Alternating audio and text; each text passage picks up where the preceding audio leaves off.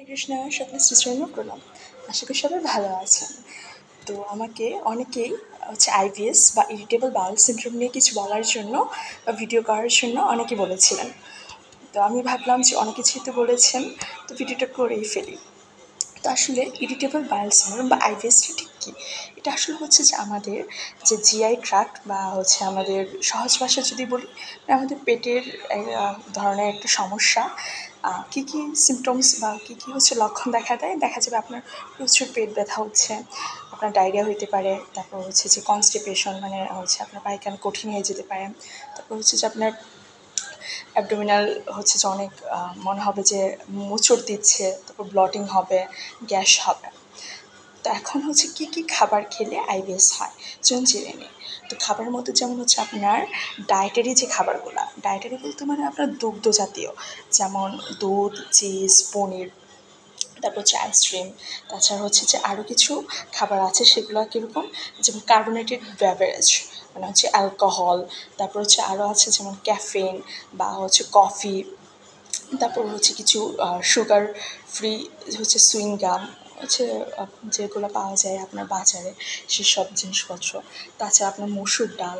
আর কী কী আছে, যেমন আপনার পেঁয়াজ, তারপর রসুন, তারপর যেমন কিছু ফ্রুটস, যেমন অ্যাপেল, তরমুজ, ব্রকলি। তারপর সবজির মধ্যে আপনি ধরুন ফুলকপি, বাঁধাকপি, এইসব জিনিসপত্র খেলে আপনার আইবিএসটা একটু বেড়ে যায় বা দেখা যায় আপনার পেটের সমস্যাটা একটু বেড়ে যাচ্ছে।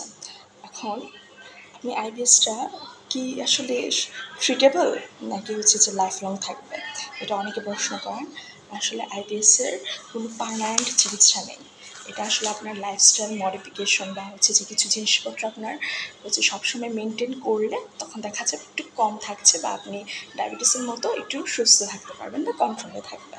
তো এখন কী কী করণীয়? তো সেক্ষেত্রে আপনার হেলদি খাবার খেতে হবে, তারপর রেগুলার একটা টাইমে খেতে হবে এবং প্রত্যেকদিন এক্সারসাইজ করতে হবে।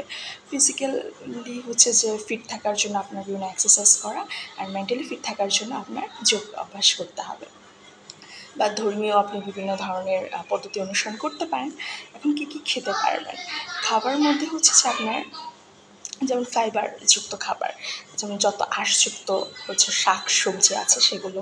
তারপরে আপনার মানে সবজির মধ্যে আপনি মোটামুটি যেমন যেগুলো আমি খেতে না করলাম, তাছাড়া বাকিগুলো সব খেতে পারেন। তাছাড়া শাকসবজির মধ্যে পালং শাকটা বেশি গুরুত্ব দেওয়া হয়। তাছাড়া বেগুন, টমেটো, গাজর, শসা এগুলো। তাছাড়া আর কী কী খেতে পারেন? ফ্রুটসের মধ্যে আপনি যেমন কলা, ব্লুবেরি, স্ট্রবেরি এগুলো। তারপর আর কী খেতে পারেন? আপনার ফাইবারের মধ্যে যেমন বাদাম, সিডসযুক্ত যেগুলো আছে, যেমন আপনার কী বলে কুমড়োর যে বিচি টিচি, মানে যত ধরনের বিচি আছে সেগুলো খেতে পারবেন। তো এই যে খাবারের লিস্ট। তাছাড়া আপনি অবশ্যই যখন আপনার আইবিএস প্রবলেম থাকবে, আপনি আপনার জল পরিমাণ মতো জল খেতে হবে। কিছুক্ষণ পরপরই আপনি বেশি বেশি জল খাবেন, তাহলে দেখা যাবে যে আপনার কনস্টিপেশনটা হচ্ছে না। তো এই কিছু জিনিসপত্র আপনার মেনটেন করলে হয়তো বা যে আগের চেয়ে বেটার থাকতে পারবেন। আর আরেকটা পরামর্শ সেটা যে আইবিএস হলে অবশ্যই একজন ডক্টর দেখাবেন। ডক্টর দেখিয়ে সে ডক্টরের পরামর্শ অনুযায়ী ট্রিটমেন্ট নেবেন। তো আমার এই ভিডিও থেকে কিছু যদি উপকার হয়ে থাকে